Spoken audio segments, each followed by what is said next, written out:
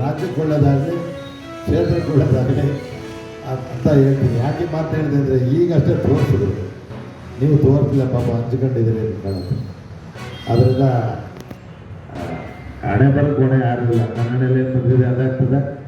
ನಿಮ್ಮ ಮಕ್ಕಳು ಯಾರು ಏನಾಗ್ತಿರೋದು ಗೊತ್ತಿಲ್ಲ. IAS ಆಗ್ಬೋದು, IPS ಆಗ್ಬೋದು, ರಾಜಕಾರಣಿಗಳು ಮಕ್ಕಳಾಗ್ಬೋದು. ಅದರಿಂದ ಅದಕ್ಕೆ ಯಾವಾಗಲೂ ಹೇಳ್ತಿರ್ತೀನಿ, ಹಣೆ ಬರೋಕ್ಕೆ ಹೊಣೆ ಇಲ್ಲ. ನಾನೊಬ್ಬ ಸಾಮಾನ್ಯ ಮಧ್ಯಮ ವರ್ಗದ ರೈತರ ಮಗನಾಗಿ ಬಂದವರು. ಇವತ್ತು ರಾಜ್ಯ ಮತ್ತು ರಾಷ್ಟ್ರ ಮಟ್ಟದವರೆಗೂ ಪಾಪ ಅವ್ರು ಹೇಳಿದ್ದಾರೆ, ಸಹಕಾರಿ ಕ್ಷೇತ್ರದಲ್ಲಿ ಅನುಭವ ಇಲ್ಲ. ನಮ್ಮೂರಿನ ಸೊಸೈಟಿಯಿಂದ ಹಿಡಿದು, ಹಳ್ಳಿ ಸೊಸೈಟಿಯಿಂದ ಹಿಡಿದು ದಿಲ್ಲಿವರೆಗೂ ನಾನು ಕೆಲಸ ಮಾಡ್ತಾ ಇದ್ದೇನೆ, ಈಗಲೂ ಮಾಡ್ತಾ ಇದ್ದೇನೆ. ಅದರಿಂದ ಅದರಲ್ಲಿ ಅನುಭವ ಇದೆ. ಯಾಕೆಂದರೆ ಭಾಳಷ್ಟು ಜನ ರೈತರು ಪಾಪ ನಾನು ಬೇಕು, ನಾನು ಇರಬೇಕು ಅಂತ ಹೇಳಿ ಕಳಿಸ್ತಾರೆ. ಆಯ್ತು, ಈ ಸಂದರ್ಭದಲ್ಲಿ ಹೇಳೋದು ಬೇಕಾಗಿರಲಿಲ್ಲ, ಯಾಕಂದ್ರೆ ಮನಸ್ಸಿನ ನೋವಾಯಿತು, ಅದು ಗೊತ್ತಾಗಲಿ ಅವ್ರಿಗೆ ಅಂತ.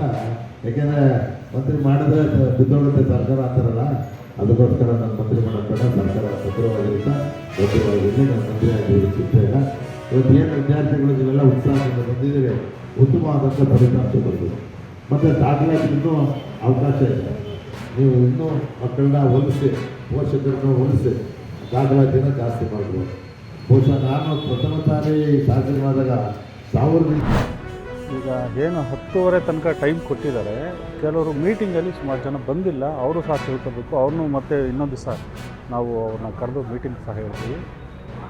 ತಮಗೆಲ್ಲ ಪಕ್ಕದವರು ಅವ್ರಿಗೂ ಹೇಳೋಕ್ಕೆ ಹೇಳಿದ್ದೀವಿ, 10:00ವರೆಗೆ ಕ್ಲೋಸಿಂಗು, 10:45ಗೆ ಪ್ಯಾಕಿಂಗು, ಅಂದರೆ ಅಲ್ಲಿ ಯಾರೂ ಇರಬಾರ್ದು. ಸೊ ಈ ಥರ ಹೇಳಿ ಸ್ಟ್ರಿಕ್ಟಾಗಿ ಇದು ಮಾಡಿದ್ವಿ. ಮತ್ತು ವ್ಯಾಪಾರ ಮಾಡೋರಿಗೆ ಹಿಂದೆಗಡೆ, ಅಂದರೆ ರೋಡ್ ಸೈಡ್ ಫುಟ್ಪಾತ್ ಒಳಗಡೆ ಬೇಡ, ಇನ್ನೊಂದು ಸ್ವಲ್ಪ ಹಿಂದೆಗಡೆ ಹಾಕ್ಕೊಂಡ್ರೆ ಅಟ್ಲೀಸ್ಟ್ ಬರೋರು ತಿನ್ನೋರಿಗೂ ಒಂದು ಗಾಡಿ ನಿಲ್ಲಿಸಿ ಒಂದು ವ್ಯಾಪಾರ ಮಾಡೋಕ್ಕೂ ಅನುಕೂಲ ಆಗುತ್ತೆ, ಪ್ರತಿಯೊಂದಕ್ಕೂ ಅನುಕೂಲ ಆಗುತ್ತೆ.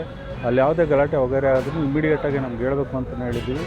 ಸೊ ಅವ್ರಿಗೆ ಹಿಂದೆಗಡೆಗೆ ಇಟ್ಕೊಳ್ಳೋದು ಕೇಳಿದ್ವಿ. ಮತ್ತು ಇನ್ನೂ ಕೆಲವ್ರು ಬಂದಿಲ್ವಲ್ಲ, ಅವ್ರಿಗೂ ಸಹ ಯಾರು ಬಂದಿಲ್ಲ ಅವ್ರಿಗೆ ಒಂದು ಡೇಟ್ ಹೇಳ್ತೀವಿ, ಆ ದಿನ ಅವ್ರು ದಯಮಾಡಿ ಬಂದು ಒಂದು ಮೀಟಿಂಗ್ ಅಟೆಂಡ್ ಮಾಡಬೇಕು. ಅದು ನಿಮ್ಮ ಜವಾಬ್ದಾರಿ ಇರುತ್ತೆ. ಅವ್ರಿಗೆ ಅಷ್ಟೇ. ನೀವು ಯಾಕೆ ಆ ಥರ ದುಡ್ದು ಸುಮ್ಮನೆ ಫೈನ್ ಹಾಕಿ ಇವಕ್ಕೆಲ್ಲ ಹೋಗೋದಕ್ಕಿಂತ ಅದು ಒಳ್ಳೆಯದು ಅಂತ ನಮ್ಮ ಅಭಿಪ್ರಾಯ. ಶಾಂತಿ ರೀತಿಯಿಂದ ನಮ್ಮ ಸಾಹೇಬರು ಇವತ್ತು ಹೇಳಿ ಕಳಿಸಿದ್ದಾರೆ. ಇವತ್ತಿನಿಂದ ಇವರೆಲ್ಲ ನಾವು ಕ್ರಮ ತೆಗೆದುಕೊಳ್ತೀವಿ ಅಂತ ಹೇಳಿದ್ದಾರೆ ಅಂಗಡಿ ಬದಿಯವರು. ನಾವು ನೋಡಬೇಕು, ಈ ದಿನ ಕಾದು ನೋಡ್ತೀವಿ.